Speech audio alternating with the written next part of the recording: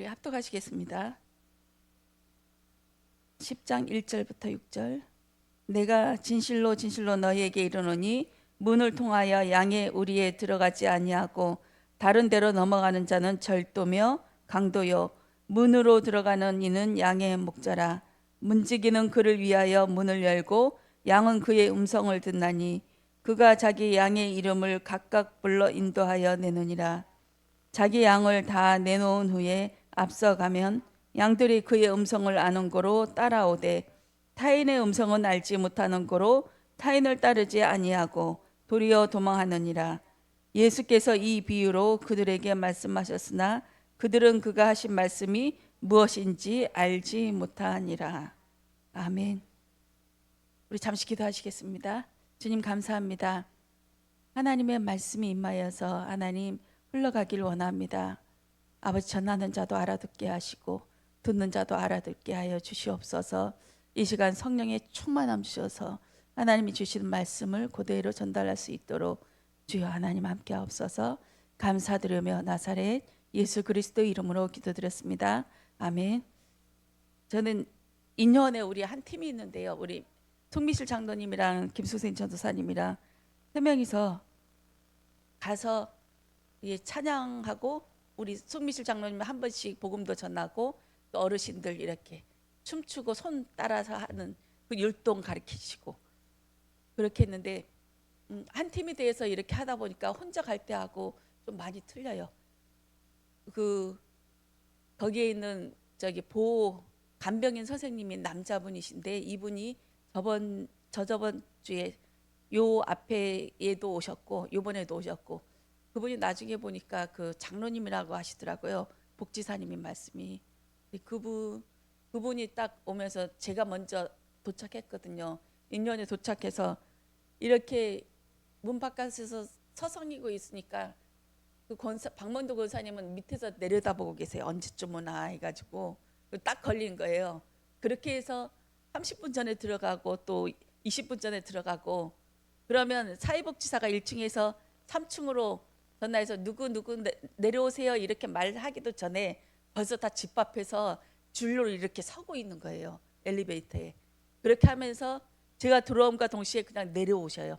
3층에서 휠체어 타고도 같이 내려오시고 그러시면서 저번에 보호사 선생님이랑 같이 예배를 드렸는데 이분이 저만 혼자 왔는데 무슨 말씀하시냐면 우리 간식 먼저 먹고 프로그램 하세요 이렇게 말씀하시더라고요. 프로그램. 저 혼자 왔는데 두 분 다 그날 늦으셨잖아요. 늦으셨는데 이 보호사 선생님이 프로그램을 진행하십시오. 이 간단한 간식 먹은 다음에 그렇게 해서 했는데 늦어도 오셨어요. 막 늦지 않게 우리 간식 먹는 사이에 두 분이 오셔서 진짜 프로그램답게끔 했습니다.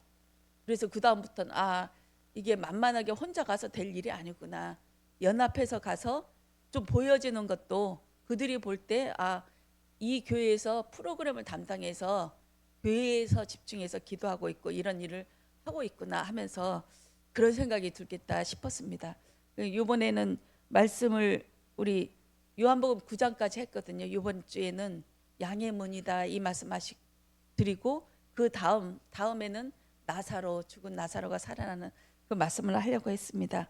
이 말씀을 받으면서 요한복음 10장에 내가 진실로 진실로 이르노니 이 앞에는 기가 막힌 사건들이 있었어요.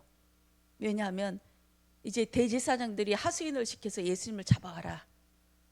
바로 이 독간에 둔 쥐였거든요. 왜냐하면 이번 6월절에 올라오냐 안 올라오냐 막 시비를 걸다가 형제들이 여기서 이러지 마시고 올라가십시오. 여기서 큰 물에서 놀아야지 예루살렘에 올라가십시오. 가서 뭔가를 보여주셔야 되지 않겠습니까? 이렇게 예수님을 선동했지만 예수님은 이번에 안 가겠다 하시고 명절 중간에 올라가셨어요. 숨어서 올라가셨어요.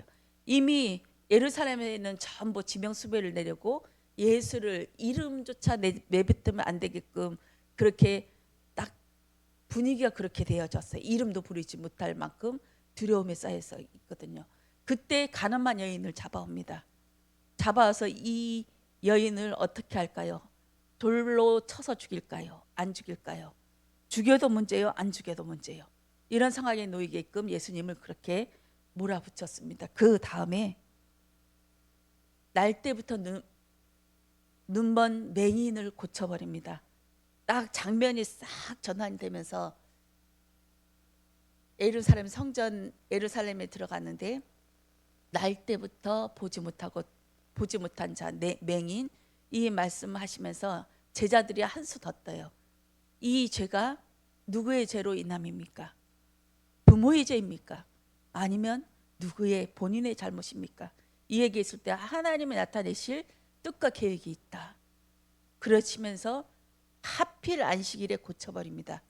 고쳐버리고 거기에서 나오면서 이 눈뜬 사람을 자꾸 막 코너에 몰잖아요. 너 왜 눈 떴냐? 왜 안식일에 눈 떴냐? 누가 눈 뜨게 만들었냐?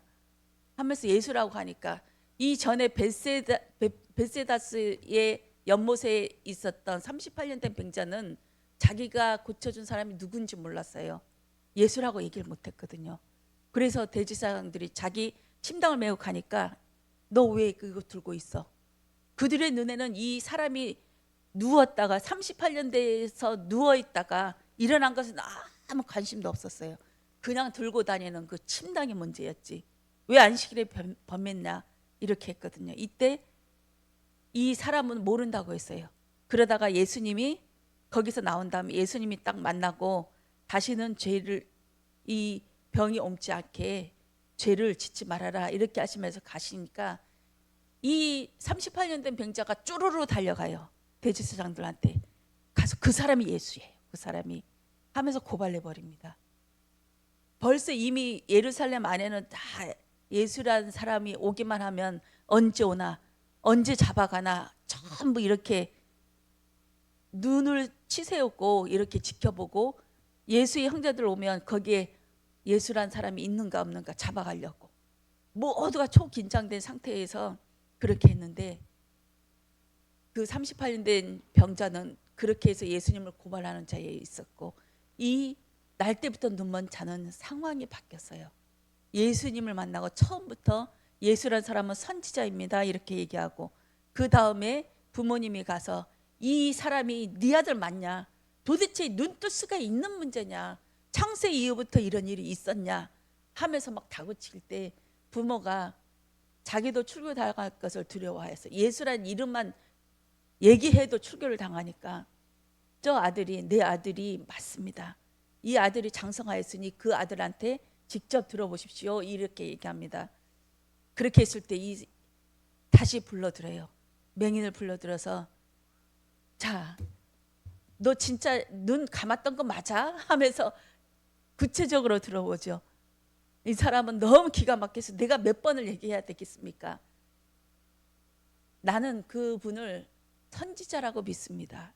이렇게 얘기해요. 그러니까 죄인을 가지고 선지자라고 했다고 또 막 노발도발 해줘. 너는 그 사람의 제자, 그 마귀의 바알세불 되는 그 사람의 제자일지 모르지만 우리는 모세의 제자다 하면서 그렇게 하거든요. 이 사람이 그때 기가 막힌 말을 합니다. 창세 이후로부터 눈 떴다는 얘기를 내가 들어본 적이 없습니다. 이 사람이 그리스도 아니면 이런 일을 행할 수가 없습니다. 그 사람이 본격적으로 얘기해 버려요. 그렇게 해서 출교당하고 예수님이 바로 쫓아와서 내가 그니라 하면서 예수님을 계시해 버립니다. 이렇게 얘기하고도 이 바리새인과 대제사장들은 못 믿어요. 네가 진짜 그리스도 맞냐? 아니다. 출생지가 다른데 베들레헴에서 날기로 해야 나야 하나님께서 보내주신 그 선지자 맞는데 너 갈릴리 촌뜨기 아니냐? 그 나사렛이란 말도 얼마나 흉보는 말인지 몰라요. 뭐 도두 촌뜨기, 이호 촌뜨기 하면서 그 완전 내밀이는 말이거든요. 나사렛이란 그 동네가 매번 침략 당하고 공부도 이제 학식 수준도 거의 문맹도 거의 없고 항상 그렇게 해서 침략을 받고 억울한 일을 가장 많이 당한 동네가 그 갈릴리 지변에 특히 나사렛 동네라고 합니다. 그 갈릴리 지역에서는 선한 것이 나올 수 없어 이렇게 말해버립니다. 그런 다음에 이 예수님께서 너희는 맹인이구나. 눈 떠서 본다고 하지만 너희는 눈 감은 자구나.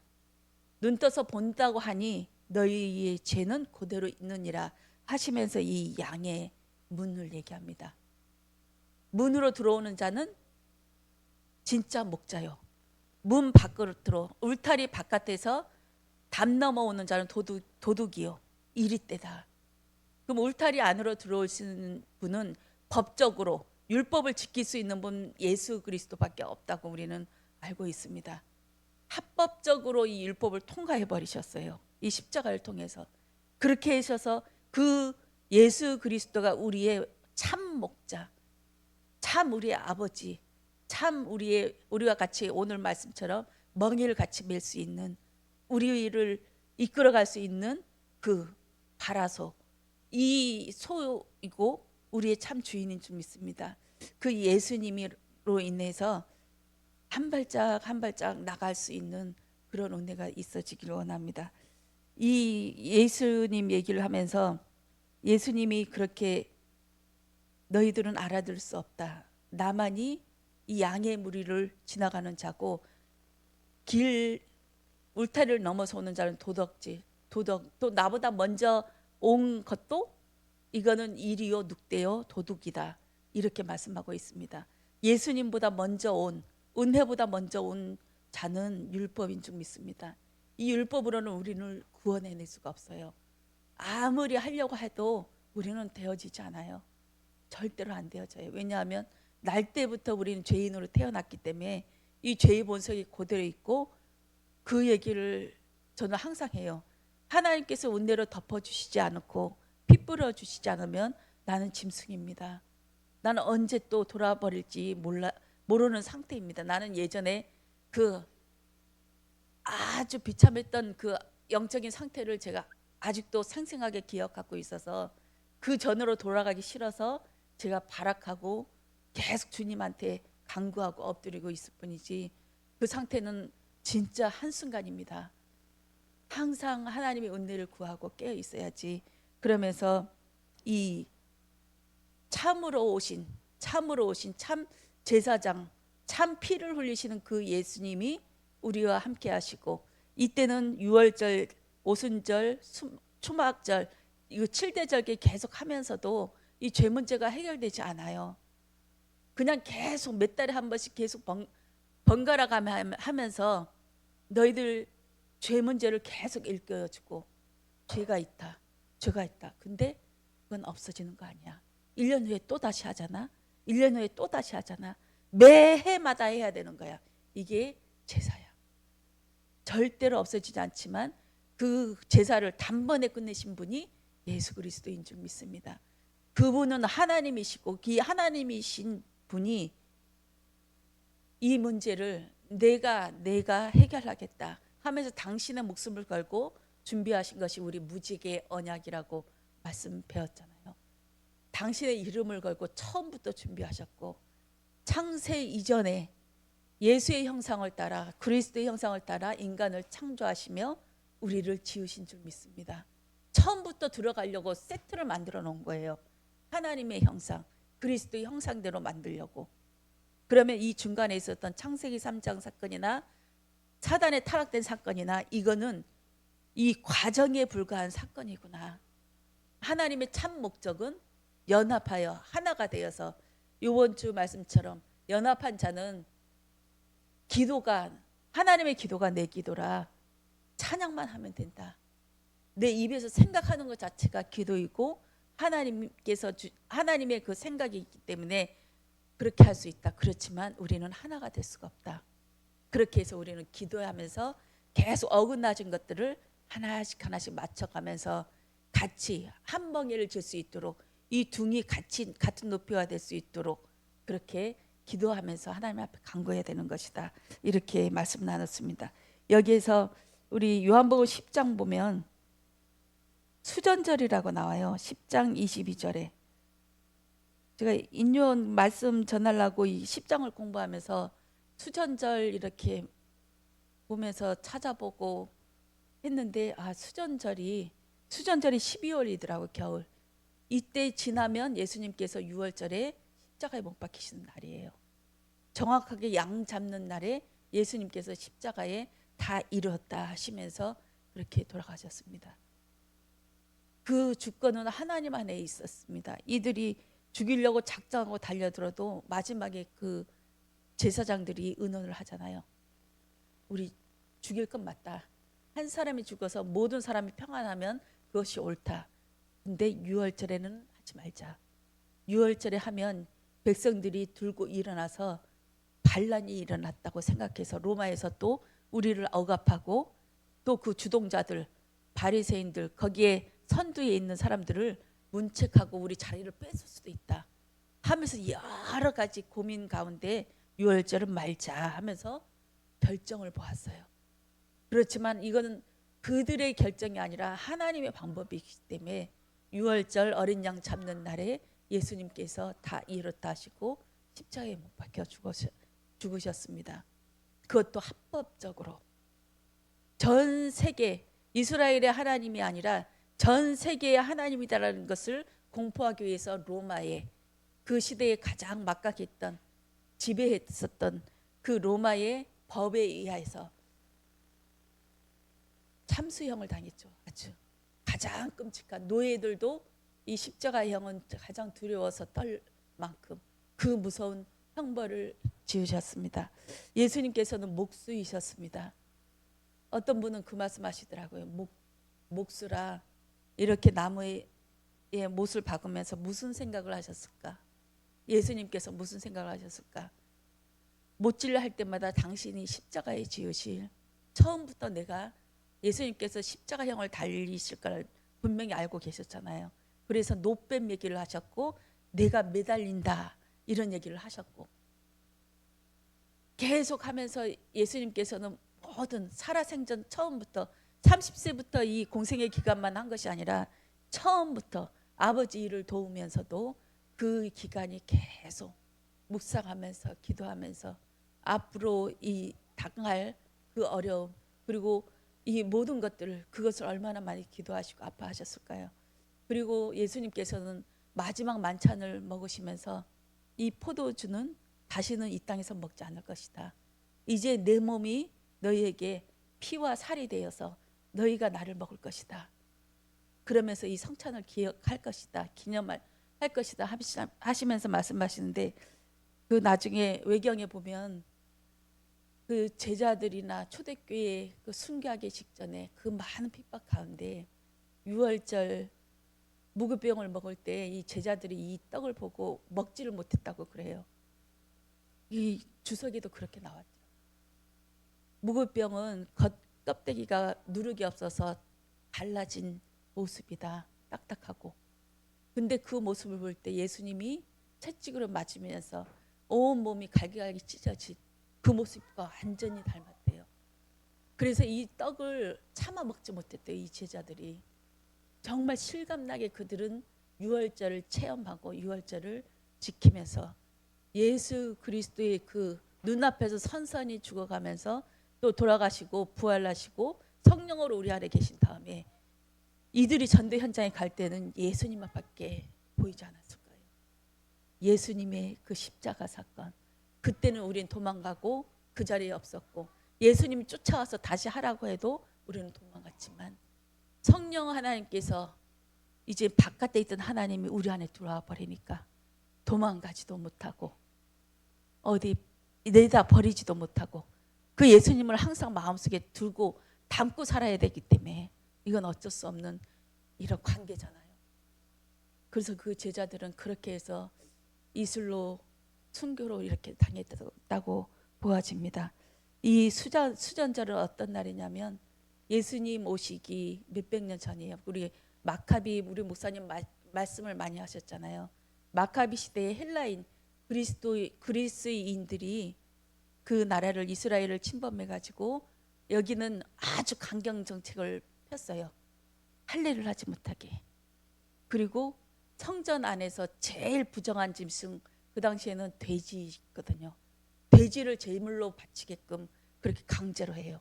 그리고 성전 안에 제우스 신상을 만들어놔요. 이렇게 하면서 완전히 이스라엘 백성을 탄압하고 핍박하고, 어떤 이 사람들은 이 자식들이 죽어가는 거 보면서도 절대 이것을 꺾지 않고 이 믿음을 지키고 하는 모습이 있었는데, 마카비라는